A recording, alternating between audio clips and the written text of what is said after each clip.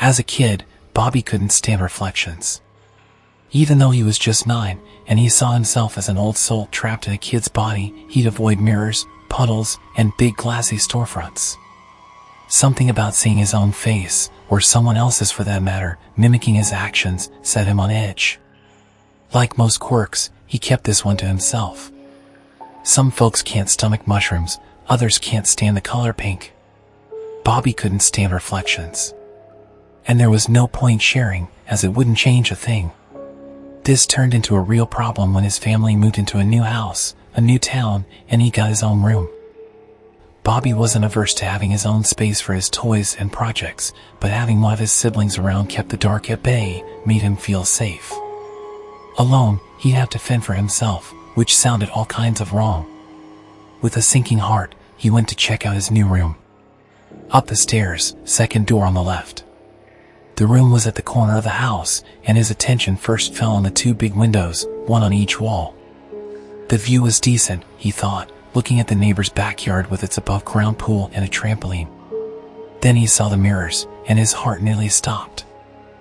Full-length closet mirrors, spanning floor to ceiling. Not your typical wooden closet doors, but mirrored ones. The sight of his own surprised face staring back at him made his skin crawl. Trying his best to act normal, he asked, "Can I get a different room? This doesn't feel right."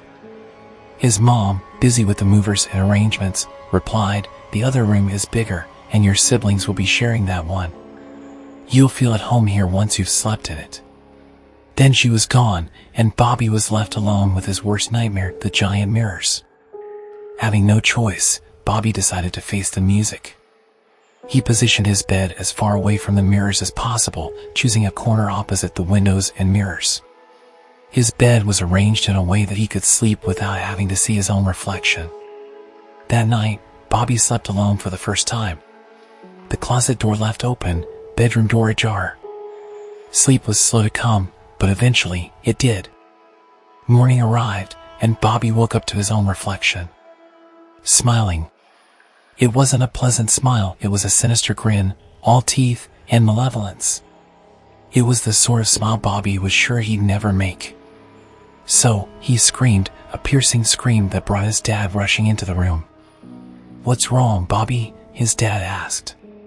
Seeing nothing amiss, his worries soon turned into annoyance.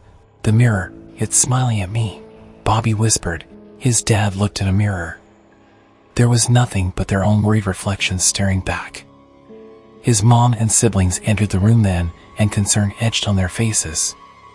Bobby just woke up and got scared by his own reflection. "He's fine," his dad explained. That day, school and usual routine helped Bobby to put the morning's incident behind him.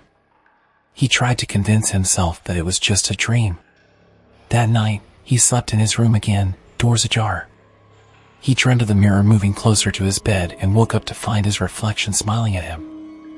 Again, the same twisted grin. Only this time, the reflection moved. It rose from the bed and moved closer to the mirror until it seemed to cross over. Bobby watched in horror as his own hand extended from the mirror into the real world, followed by the rest of him, that grotesque smile still fixed on his face. Bobby was too scared to scream. He dove under his blanket, whispering to himself, "It's a dream, just like this morning, it's just a dream." Then he felt something sit next to his feet. For a moment, they both stayed frozen. As he slowly lowered the blanket, hoping he had finally woken up, he saw his doppelganger sitting on the edge of his bed, reaching towards him. "Bobby, sleep well?" his dad asked him the next morning at the breakfast table. "You didn't get scared again, did you?" "I slept well, Dad," the boy replied, a strange smile on his face. Turning away to prepare his cereal, his left hand gripping the spoon, something he never used to do. His dad noticed but said nothing. From that day on, Bobby was no longer bothered by reflections. He kept the closet doors closed at night and no longer flinched when passing by puddles or storefront windows. But something had changed. Something about Bobby wasn't quite right. His smile, now always a little crooked, was now the distorted grin of the boy who had emerged from the mirror.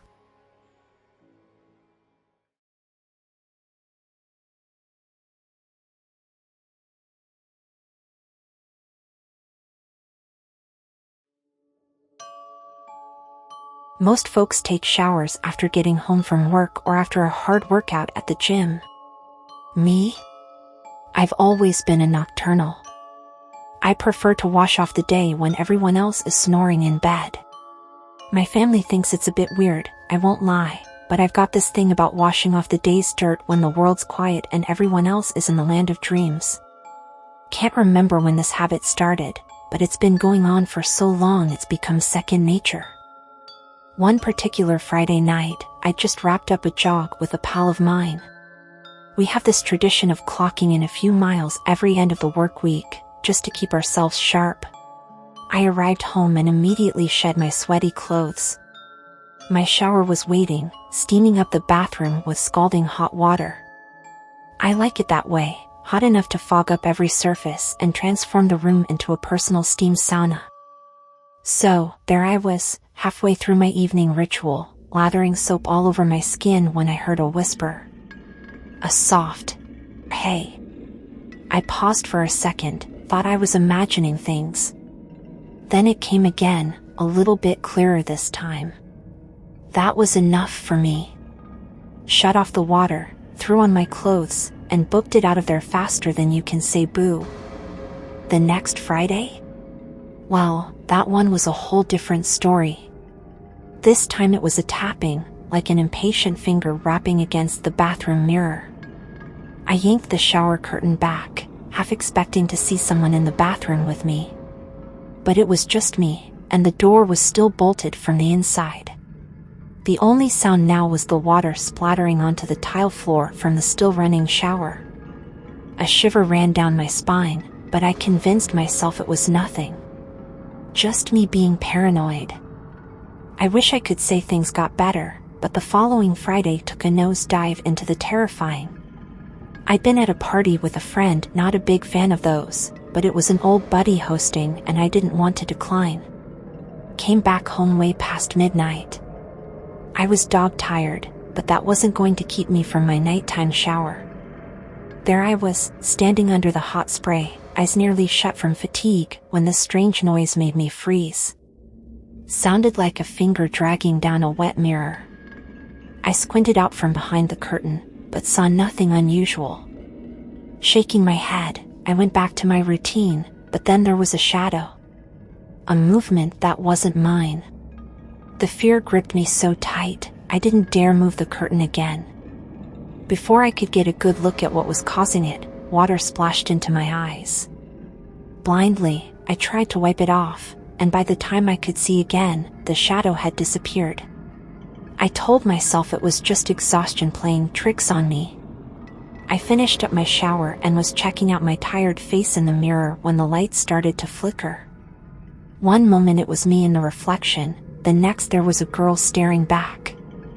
I didn't stick around to see if she'd blink. I bolted out of there, leaving the lights on, the bathroom mirror reflecting the emptiness behind me. It took weeks for me to shake off what happened that night, and even now, when I think about it, goosebumps rise on my skin. Something about that experience continues to lurk in the back of my mind, like a bad taste that just won't wash away. There was something eerily wrong about that girl in the mirror, something that still sends chills down my spine.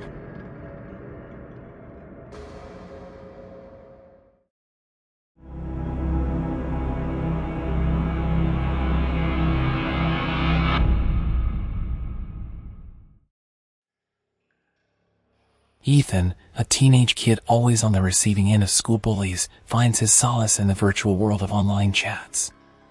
One day, he encounters an intriguing character named Nexus. Encased in the safety of his digital cloak, Ethan lets Nexus in on his misery, expressing his longing for a world where his bullies didn't exist. Nexus throws him an unexpected lifeline, a unique piece of software. Nexus told him it's a no-nonsense program with a singular function. All you have to do is type in a person's name and birthday and press delete. Ethan, pushed to his limits and running out of hope, stows the software away on his computer. Part of him laughs it off as nonsense, but another part of him holds on to the promise of relief it could bring.